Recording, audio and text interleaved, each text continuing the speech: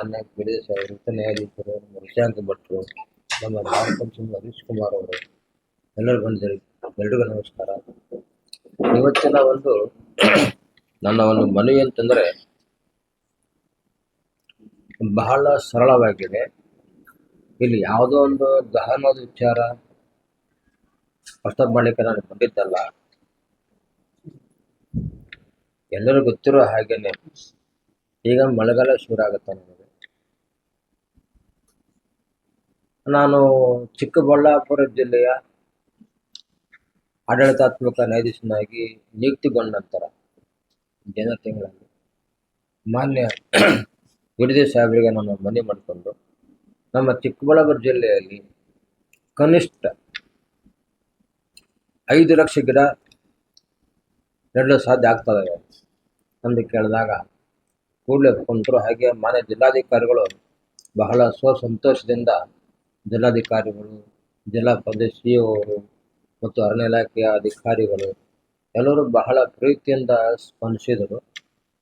ಹೀಗಾಗಿ ಚಿಕ್ಕಬಳ್ಳಾಪುರ ಜಿಲ್ಲೆಯನ್ನು ನಾನು ನನ್ನ ಜಿಲ್ಲೆ ಅಂತ ಆಯ್ಕೆ ಮಾಡಿಕೊಂಡು ಇಲ್ಲಿ 5 ಲಕ್ಷ ಗಿಡ ನೆಡಬೇಕು ಈ ಮಳೆಗಾಲದಲ್ಲಿ ಅಂತ ನಾನು ಮನವಿ ಮಾಡಿಕೊಂಡಾಗ ಆಗ ದರೆ ಫೌಂಡೇಶನ್ ನಿರ್ದೇಶಕರಂತ ರಿಷಾಂಕ್ ಭಟ್ ಅವರಿಗೆ ನಾನು ಮನವಿ ಮಾಡಿಕೊಂಡಾಗ ಅವರು ಕೂಡಲೇ ಸ್ಪಂದಿಸಿ ಇದು ಒಳ್ಳೆಯ ಕಾರ್ಯ ಇದೆ, ಮಾಡಿ ಸರ್, ಎಲ್ಲ ಬೆನ್ನಿಗಿರ್ತೀವಿ, ಜೊತೆಗಿರ್ತೀವಿ ಅಂತ ಎಲ್ಲರೂ ಸ್ಪಂದಿಸಿದರು. ನನ್ನ ವಿಚಾರ ಅಂತಂದರೆ ಇದು ಕೇವಲ ಅಧಿಕಾರಿಗಳ ಮಟ್ಟದಲ್ಲಿ ಮಾತ್ರ ಇರಬೇಕು ಅಂತ ನನ್ನ ಅಪೇಕ್ಷೆ ಅಲ್ಲ. ನಮ್ಮ ಇಡೀ ಚಿಕ್ಕಬಳ್ಳಾಪುರ ಜಿಲ್ಲೆಯ ಎಲ್ಲ ಸಜ್ಜನ ನಾಗರಿಕ ಬಂಧುಗಳಲ್ಲಿ ನಾನು ಮನವಿ ಮಾಡಿಕೊಳ್ತೇನೆ, ಈ ಒಂದು ಅಭಿಯಾನದಲ್ಲಿ ತಾವೆಲ್ಲರೂ ಸಂತೋಷದಿಂದ ಒಪ್ಕೊಳ್ಳಿ, ಈ ಕಾರ್ಯಕ್ಕೆ ಕೈ ಜೋಡಿಸಿ ಅಂತ ನಾನು ಮನವಿ ಮಾಡಿಕೊಳ್ತೇನೆ. ಇದು ಕೇವಲ ಅಧಿಕಾರಿಗಳ ಮಟ್ಟದಲ್ಲಿ ಮಾತ್ರ ಆಗ್ತಕ್ಕಂಥದ್ದಲ್ಲ. ಇಡೀ ಜಿಲ್ಲೆಯ ಮಹಾಜನತೆ, ಸಜ್ಜನ ನಾಗರಿಕ ಬಂಧುಗಳಲ್ಲಿ ನಾನು ಮನವಿ ಮಾಡಿಕೊಳ್ತೇನೆ. ಯಾಕಂತ ಹೇಳಿದ್ರೆ ನಾವು ಸಂವಿಧಾನ ಅಂತ ನಾವು ಬಹಳ ಮಾತಾಡ್ತೇವೆ ಮತ್ತು ಮೂಲಭೂತ ಹಕ್ಕುಗಳು, ನಾವು ಬರೀ ಹಕ್ಕುಗಳ ಬಗ್ಗೆ ಮಾತಾಡ್ತೇವೆ. ಆದರೆ ಮೂಲಭೂತ ಕರ್ತವ್ಯಗಳು ಅಂತ ಇದೆ, ಅದರಲ್ಲಿ ನಾವು ಜಾಸ್ತಿ ಚರ್ಚೆ ವಿಮರ್ಶೆ ಮಾಡಲ್ಲ. ಸಂವಿಧಾನದ 4A ಭಾಗ 4A ಆರ್ಟಿಕಲ್ 51A ಅದರಲ್ಲಿ ಒಂದು ಅಂಶ ಬರ್ತದೆ, ತಾವು ಓದಬಹುದು. ಪರಿಸರ ಜೀವ ವೈವಿಧ್ಯತೆಯನ್ನ, ನೀರು, ಮಣ್ಣು, ಇದು ಎಲ್ಲವೂ ನಾವು ಸಂರಕ್ಷಿಸಿ ಅಭಿವೃದ್ಧಿ ಪಡಿಸತಕ್ಕಂಥ ಕರ್ತವ್ಯ ಪ್ರತಿಯೊಬ್ಬ ಪ್ರಜೆಯ ಮೇಲಿದೆ.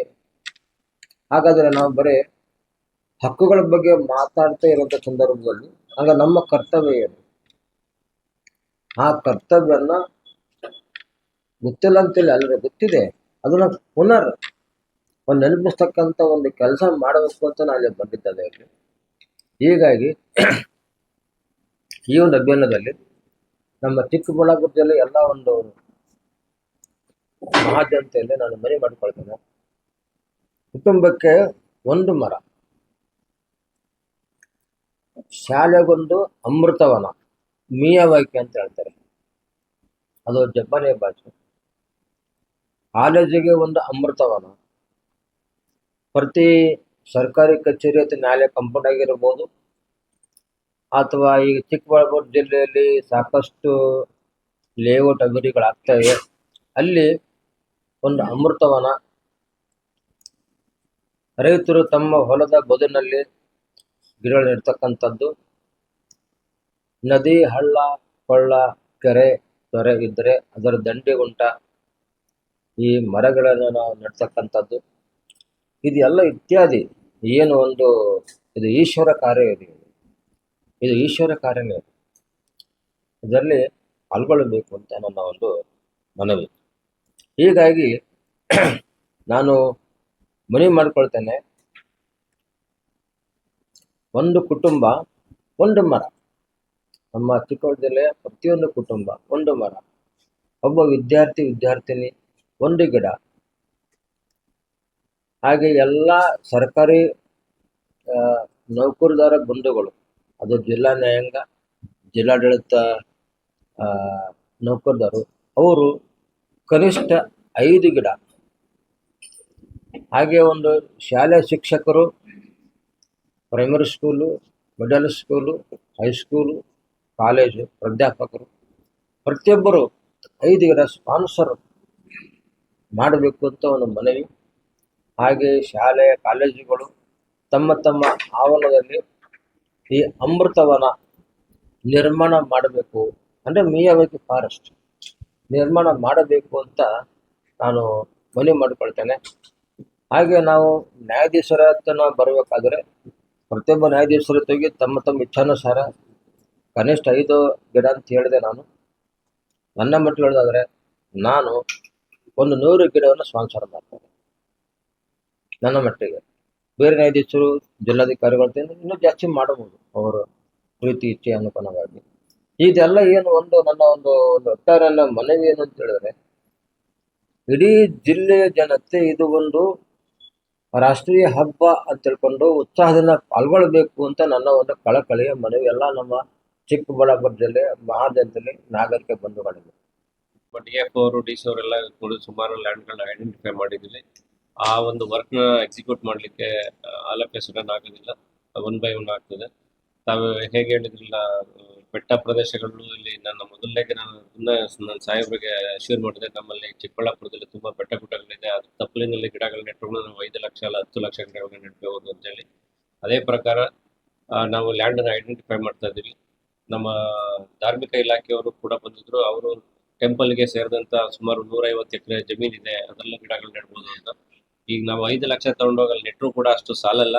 ಇನ್ನು ಮುಂದಿನ ದಿನಗಳಲ್ಲಿ ಅದನ್ನ ಹೆಚ್ಚಿನ ಗಿಡಗಳು ಬೇಕಾಗ್ತದೆ. ಹಾಗಾಗಿ ನಾವು ಎಲ್ಲೆಲ್ಲಿ ಈಗ ನಾವು ಜಾಗನ ಐಡೆಂಟಿಫೈ ಮಾಡಿ ನೋಡ್ಕೊಂಡಿದ್ವೋ ಅಲ್ಲಿ ಹಂತವಾಗಿ ಈ ಒಂದು ಕಾರ್ಯಕ್ರಮವನ್ನ ನಾವು ಚಾಲನೆ ಆಲ್ರೆಡಿ ಕೊಟ್ಟಿದ್ದೀವಿ. ಅದನ್ನ ಮುಂದುವರ್ಸ್ಕೊಂಡು ಹೋಗ್ತೀವಿ.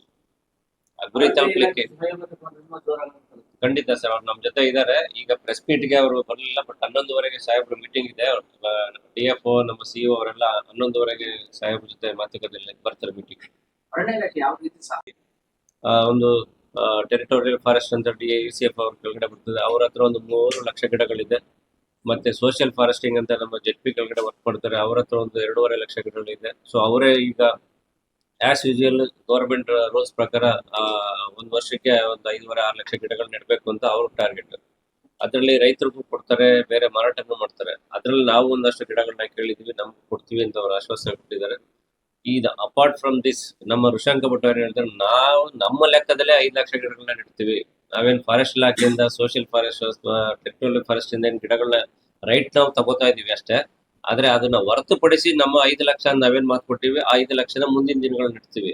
ಬಟ್ ಈಗ ಕಾರ್ಯಕ್ರಮ ಈಗ ನಾವು 2-3 ತಿಂಗಳಿಂದ ಶುರುವಾಗಿರೋದ್ರಿಂದ ನಾವು ನಮ್ದೇ ಆದ ಗಿಡಗಳು ಇದೆಲ್ಲನೂ ನಾವು 5 ಲಕ್ಷ ಗಿಡಗಳನ್ನ ನಾವು ಕಲೆಕ್ಟ್ ಮಾಡ್ಕೊಂಡಿಲ್ಲ. ಅದನ್ನ ಮುಂದಿನ ದಿನಗಳಲ್ಲಿ ಮಾಡ್ತೀವಿ ಅಂತ ಅವ್ರು ನಮ್ಗೆ ಆಶ್ವಾಸನೆ ಕೊಟ್ಟಿದ್ದಾರೆ. ಅದನ್ನ ನಾವು ಮಾಡ್ತೀವಿ. ನಮ್ಮ ಜಿಲ್ಲೆಯಲ್ಲಿ ಒಂದು ಮಾದರಿ ವನವನ್ನು ನಿರ್ಮಾಣ ಮಾಡೋದಕ್ಕೆಲ್ಲ DF ಅವರು ಇದನ್ನ ನನಗೆ ಆಲ್ರೆಡಿ ಮಾತಾಡಿದ್ದಾರೆ. ಇಷ್ಟೆಲ್ಲ ಮಾಡ್ತಾ ಇದ್ದೀವಿ ಸರ್, ಅದು ಮೆಮೊರಬಲ್ ಆಗಿ ಉಳಿಬೇಕು ಅಂತ ಹೇಳಿದ್ರೆ ಮಾಡಬೇಕು, ನಾನೊಂದು ಸೂಟಬಲ್ ಲ್ಯಾಂಡ್ ಅನ್ನು ಐಡೆಂಟಿಫೈ ಮಾಡ್ತೀನಿ ಅಂತ ಹೇಳಿದ್ದಾರೆ. ಅದು ಯಾಕೆ ಅಂತ ಹೇಳಿದ್ರೆ, ನಮ್ಮ ಆನರಬಲ್ ADM ಸರ್ ತುಮಕೂರಲ್ಲಿ PDG ಆಗಿರ್ಬೇಕಾದ್ರೆ ಇಲ್ಲಿಯ ನಮ್ಮ DCF ಅವರು ಅಲ್ಲಿ ACF ಆಗಿದೆ. ಅಲ್ಲಿ ಒಂದು ಮರಳದಿಂಡೆ ಅಂತ ಹೇಳಿ ಒಂದು ದೇವಸ್ಥಾನದ ಬೆಟ್ಟದ ತಪ್ಪಲಿದೆ, ಅಲ್ಲಿ ಮಡಿ ರಂಗನಾಥ ಬೆಟ್ಟ ಅಂತ. ಅಲ್ಲಿ ನಮ್ಮ ತಾವೆಲ್ಲ ಕೇಳಿರ್ಬೋದು, ಪ್ರೊಫೆಸರ್ ರವಿ ವರ್ಮ ಕುಮಾರ್ ಅವರದ್ದು ನೇಟಿವ್ ಪ್ಲೇಸ್ ಅದು. ಅವರ ಅಧ್ಯಕ್ಷತೆಯಲ್ಲಿ ಇಂಥದೇ ಒಂದು ವಿಶ್ವ ಪರಿಸರ ದಿನಾಚರಣೆ ಮಾಡ್ಲಿಕ್ಕೆ ಹೋದಾಗ ಒಂದು 10,000 ಗಿಡ ನೆಟ್ಟಿದೆ ರೋಡ್ 2 ಸೈಡ್ಗಳಲ್ಲಿ. ಅದು ಇವತ್ತು ಬೆಳಿಲಿಕ್ಕೆ ನೋಡ್ಲಿಕ್ಕೆ ಒಂದು ಪಿಕ್ನಿಕ್ ಸ್ಪಾಟ್ ತರ ಆಗಿದೆ. ಸೊ ಆ ರೀತಿ ಒಂದು ಮೆಮೊರಲ್ ಏನಾರ ಒಂದು ಮಾಡೋಣ ಸರ್ ಅಂತೇಳಿ ಅವರು ನನಗೆ ಮಾತಾಡಿದರೆ, ಅದನ್ನ ನಾವು ಮುಂದಿನ ದಿನಗಳಲ್ಲಿ ಪ್ಲಾನ್ ಮಾಡ್ತೀವಿ. ಸೊ ಇದು ಏನಂತಂದ್ರೆ, ಈ ಒಂದು ನಮ್ಮ ಮೆಂಬರ್ ಸೆಕ್ರೆಟರಿ ಅವ್ರ ಜೊತೆ ಮಾತಾಡ್ಬೇಕು ಹೇಳಿದ್ರು. ನಾವೇನು ನಿಮ್ಮ ಪ್ರಾಜೆಕ್ಟ್ ಅನ್ನ ನಾವು ರಾಜ್ಯಾದ್ಯಂತ ವಿಸ್ತಾರ ಮಾಡಿದೀವಿ, ಆ ಕಾರಣದಿಂದ ನಾವು ಚಿಕ್ಕಬಳ್ಳಾಪುರದಲ್ಲ ಇದನ್ನ ಚಾಲನೆ ಕೊಡ್ಲಿಕ್ಕೆ ಮನ್ಸ್ಕೊಂಡಿದೀವಿ ಅಂತೇಳಿ ನಾವು 13ನೇ ತಾರೀಕು, ಮುಂದಿನ ತಿಂಗಳ 13ನೇ ತಾರೀಕು ಕಾರ್ಯಕ್ರಮ ನಂಬ್ಕೊಂಡಿದ್ದೀವಿ. ಮತ್ತೆ ಈ ಜಿಲ್ಲೆಯನ್ನ ಒಂದು ಪೈಲಟ್ ಪ್ರಾಜೆಕ್ಟ್ ಆಗಿ ತಗೊಂಡು ಅದರಲ್ಲಿ ಆಗು ಹೋಗುಗಳ ಕುರಿತು ನಾವೆಲ್ಲ ಇದನ್ನ ಒಂದು ಏನು ಪ್ರಾಕ್ಟಿಕಲ್ ಎಕ್ಸ್ಪೆರಿಮೆಂಟ್ ಏನಾಗ್ತದೆ ಇದ್ರ ಮೇಲೆ ನಾವು ಮುಂದಿನ ತೀರ್ಮಾನಗಳನ್ನ ತಗೋತೀವಿ ಅಂತ ಅನ್ನೋ ವಿಚಾರ ಕೂಡ ನಮ್ಗೆ ಹೇಳಿದ್ದಾರೆ. ಹಾಗಾಗಿ ನಾವು ಇದರಲ್ಲಿ ಮಾದರಿಯಾಗಿ ನಾವು ಈ ಒಂದು ಕೆಲಸನ ಮಾಡಿದ್ರೆ ಆದ್ರೆ ಖಂಡಿತ ಚಿಕ್ಕಬಳ್ಳಾಪುರ ಮಾಡೆಲ್ ಇಡೀ ರಾಜ್ಯದಿಂದ ಎಸ್ಟಾಬ್ಲಿಷ್ ಆಗ್ತದೆ. ಅದಕ್ಕೆ ತಾವುಗಳೆಲ್ಲರೂ ಪ್ರತಿ ಜಿಲ್ಲೆಯ ನಾಗರಿಕರು ಕೂಡ ನಮ್ಮ ಜೊತೆ ಸಹಕಾರ ಕೊಡಬೇಕು. ಆ ವಿಚಾರವಾಗಿ ಇವತ್ತಿನ ದಿನ ನಮ್ಮ ನ್ಯಾಯಾಧೀಶರಿಗೆ ಬಂದಿರೋದು. ಸರ್, ಒಂದು ಈಗ